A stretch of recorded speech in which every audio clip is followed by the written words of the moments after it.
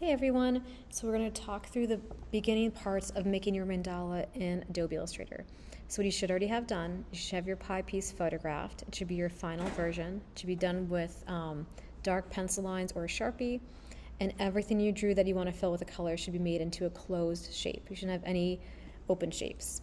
And if you have all that, and if your photograph has like just the paper you drew on, then you're ready to start now. So you're going to go into Adobe, you're going to go to a new file.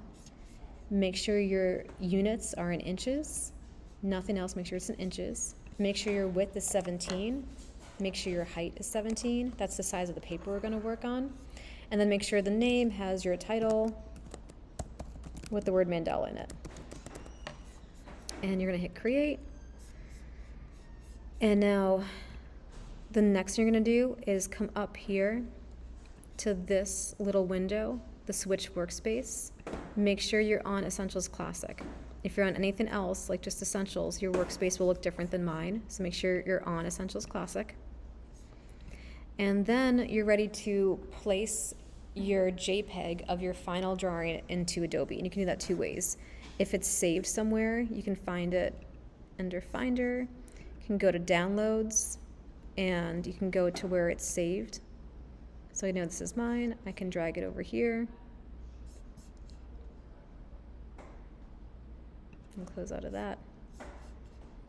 You can also come up here to File, go to Place, and you can find it that way too. It's still right there. So this is where it's important to go slowly and follow my directions. You might want to watch this video once through and then go back and try, because sometimes I answer a question. Like you might have a question with something and I answer it in like another minute or two. And a big part of this project is independent problem solving and following directions. So it's going to be important that you really listen to all the directions in this video. I'm using my fingers to zoom out so I can see my whole piece. See this little black outline here is my artboard. But for right now, what I'm going to do is use my black arrow, my selection tool, to drag it over here next to my artboard. And now what I'm going to do is going to make sure this is selected. I'm going to go to Image Trace. That should be in my panels. If I scroll to the bottom here, I can see Image Trace. I'm going to click on. I can see also, so you don't see any of my desk. This is just the paper that I took the photograph of. There's no desk visible. You should all have a photograph like this. If you don't have a photograph like this, go take a better photograph and then come back. But I'm going to hit Image Trace. I'm going to do black and white logo. And the next thing I'm going to do is hit Expand, which is also, it's a little hard to see, but it's very down at the bottom of my panels board. I'm going to hit Expand. And now this is all called vectorized, and this is what Adobe is known for, is working with vectors. So the next thing to do is to just confirm that you have all these here, that these are all closed shapes. And the way you do that is you hit A on your keyboard. A is your white arrow. You click off your selection, you click on the white space, then you hit delete, and that'll show you really quickly. You can see like right here, I can't fill this in, and I can't fill that in, because those are all not closed shapes. So what you do is you just stop what you're doing, fix that, take a photograph, and come back. There's no way to fix it without just taking a better photograph. Okay, so I fixed that one issue. I'm back here. I'm going to come back to hit Image Trace and black and white logo. And now I'm going to do the same thing I did before. I'm going to hit Expand, hit A on my keyboard, click off of this, click on the white space, hit delete. You can kind of see over here I have like little bits of shadow. I'm just going to draw a selection over this with my white arrow, my direct selection tool. And I'm also going to get these little extra guys that you can see, like they're little blue indicators that there's something there. I'm going to hit delete. And now my piece is ready to go. So I'm not going to worry about these little guys right here. And if you remember to change the size of this so it fits into this little shape, you have to hit V on your keyboard, draw a selection over everything. And if you grab it in here where like there's no work, nothing happens. You have to grab on actual artwork. I'm going to drag it over here. I'm going to, with one finger, hold down Shift now on my keyboard. And while I'm holding down Shift, I'm going to come to a corner, drag that in. I'm going to let this go while I still hold down Shift, and I'm going to let go of Shift now. And now this fits. It's okay, that's a little bit big. And now the next part, now that's in here, is filling it with color. And if you remember, the way to do that is you hit, it's selected.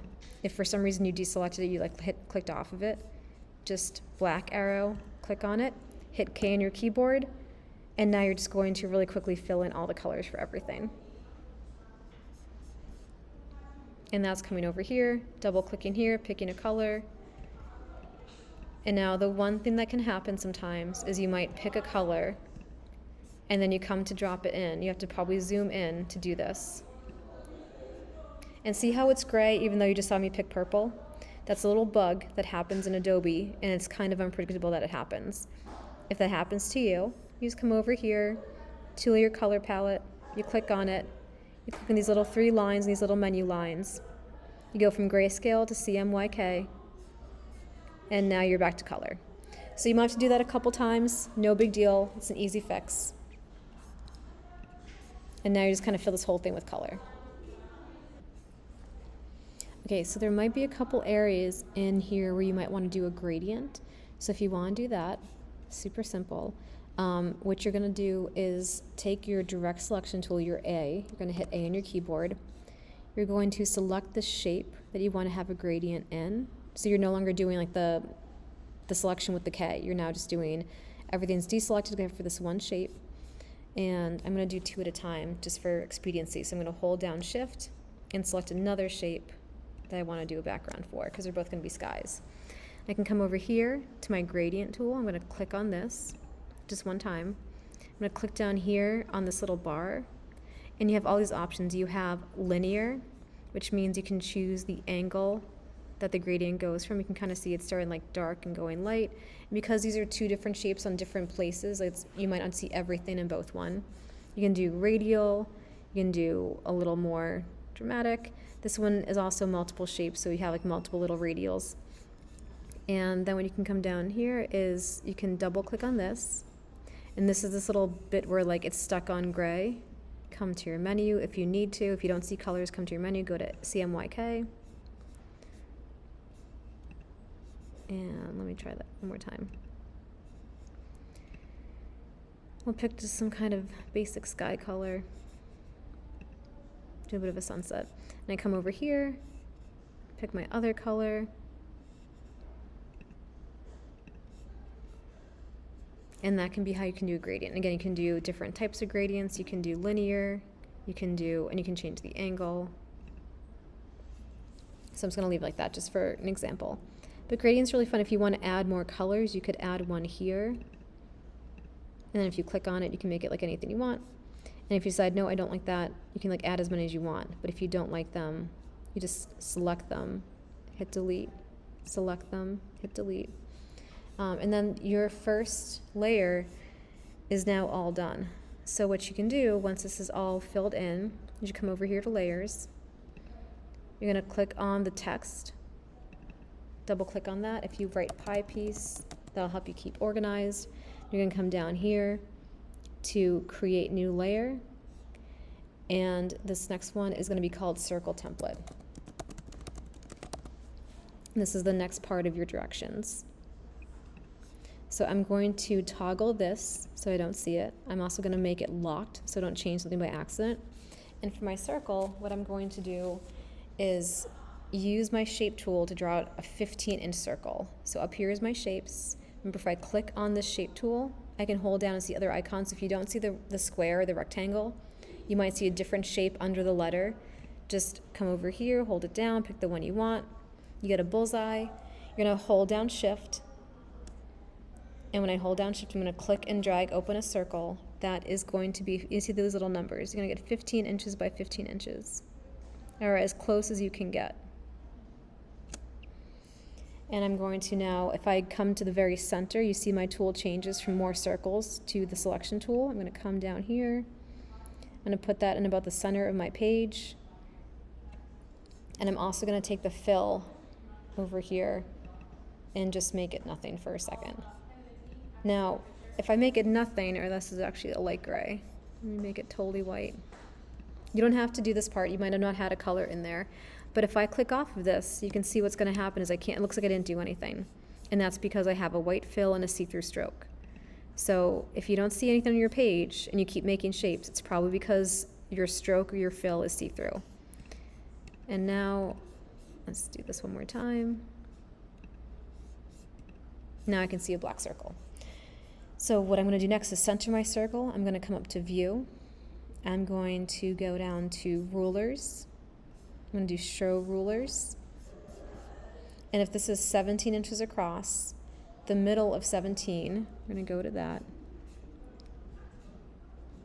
8.5. If I am right below my ruler and click, nothing happens, but if I go on my ruler and double click, I get a guideline. I'm going to come down to the side and do the same thing at 8.5, double click on the ruler. I'll get, actually I don't see a guideline that popped up for that. There we go. And now you can see that I'm going to take this circle and I'm on my black tool, so I'm going to just drag it right to the middle, right to the center. And because I've been clicking in a lot of small spots, you might have already had this happen. If I click in a lot of spots, Adobe will isolate me. And you can kind of see over here, I have this gray bar. If I pull up my layers, it says isolation mode. I'm just going to click out this back arrow to get it out of isolation mode. So if you end up in that, it's easy to get rid of it. And now the next thing I'm going to do is divide up my circle this way. So I have a divide in the middle and down the half. Now to my line segment tool, I'm going to click on this.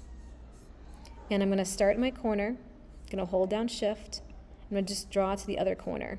And you can kind of see, like, if you move your finger around on your mouse, Shift will keep it at a perfect 45 degrees. I'm going to do the other side too. Perfect 45 degrees.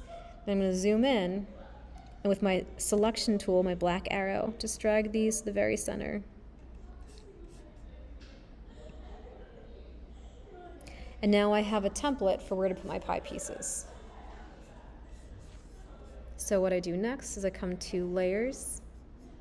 Now what I'm going to do is lock my circle, make my pie piece visible, and I'm going to take the circle layer and I want to make it so I can see it below everything else. I'm going to click on the where it says circle, and with my mouse drag it below the pie piece.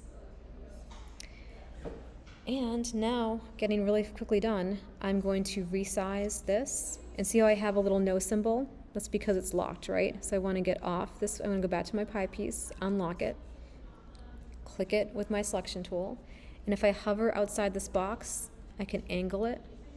So I'm going to hold down Shift, bring it in, and just spend some time sizing it so that it fits in the pie piece. It's important in your craftsmanship to get everything inside the circle. So you can see everything's fitting inside here, but it's not quite fitting in there. So I'm going to make it just a little bit smaller. And give yourself some time to do this. It can take a little bit of patience, but you have the time to do it. You can also see I missed one little spot up here. So before I copy this and paste it around, I'm going to fix this little part. I'm going to hit K on my keyboard. Actually, I'm not going to do that. Sorry. Let me click off of this. I'm going to select just this one little area here. So I'm going to go to my direct selection tool, select this one little shape.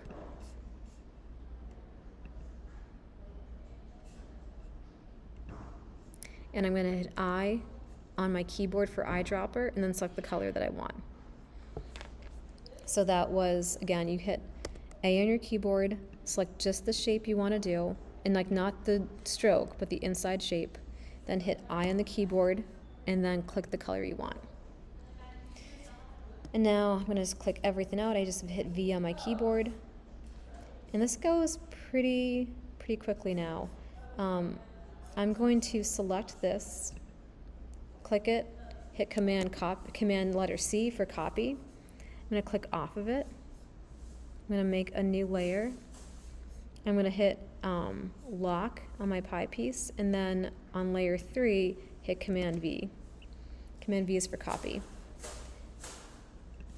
Now I would like you to keep everything on its own layer, because if you start grabbing stuff and you're grabbing on the wrong layer, it just gets super annoying. So you want to get in the habit of getting everything on here where you want it, placing it so it's centered as much as you can in that pie piece. Then hit lock, go to your new layer, and hit Command V.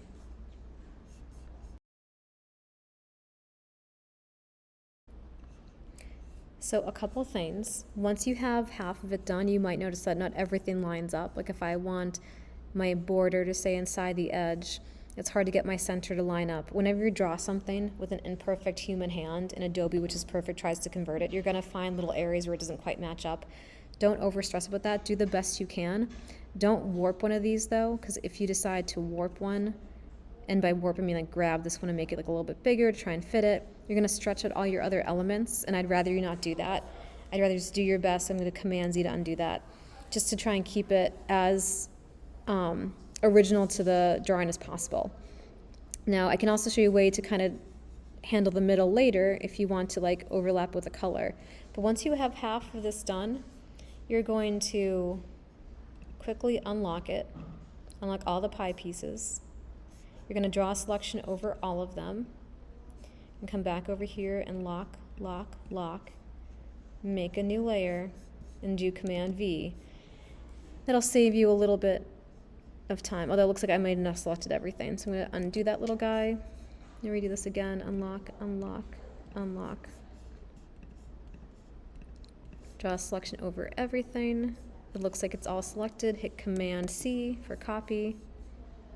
Lock, lock, lock. Come up here. Command V for paste.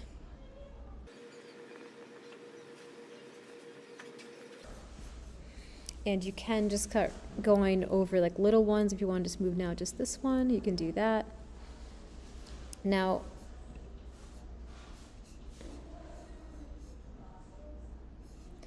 for some reason, this little one, the color didn't copy.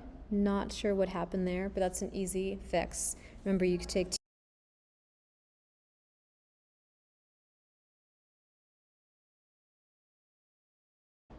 okay, sometimes it's easier to copy and paste a new one. It's going to do that up here too. Okay, so if you have a center that you want to maybe like merge so it's all kind of one color, I don't think I would actually do that for this, but you can always just take the color, you can take your eyedropper tool, make sure the layer isn't locked, so you can pull the color, get the color so it's over here in your fill, hit B on your keyboard for brush. You can take your brackets. Your right bracket makes the brush larger, your left bracket makes the brush smaller, but you could like color in this if you wanted to, right? Like you don't have to, but you could fill this in if you want to center something. I'm going to do Command Z because I actually don't want that.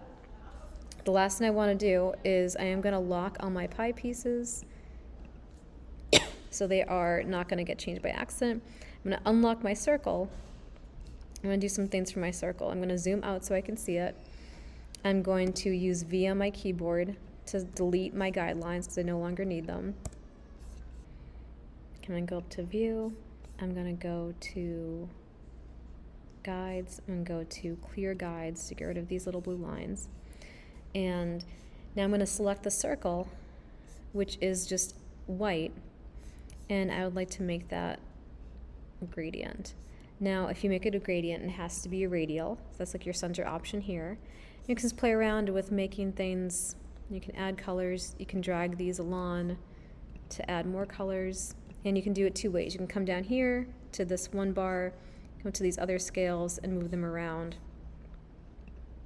If you have a lot of options on colors, and then once you have a design you like, the last thing you want to do is take your stroke, make it see-through so you don't have like an unnecessary black line around the edge. Check it for that's everything you want it to be. And then you're going to do File Save. You can do Save As or Save. Make sure your name's still in there. And you're going to hit OK. And then the next part is you have to log into Canvas from here. So you have to go into Chrome, Safari, or Firefox. Down at your bottom at your loading station, you can go in here. So you should have a little shortcut for Canvas right down here. I'm going to go into Canvas. Mine is, I'm already logged in. We have to log into Canvas, go to this assignment. I'm going to upload this Adobe file. It has to be an AI file. It has to be the actual Adobe file, because that way I can check your layers and see all your work. And that's what you're going to do. Then you're all done with this.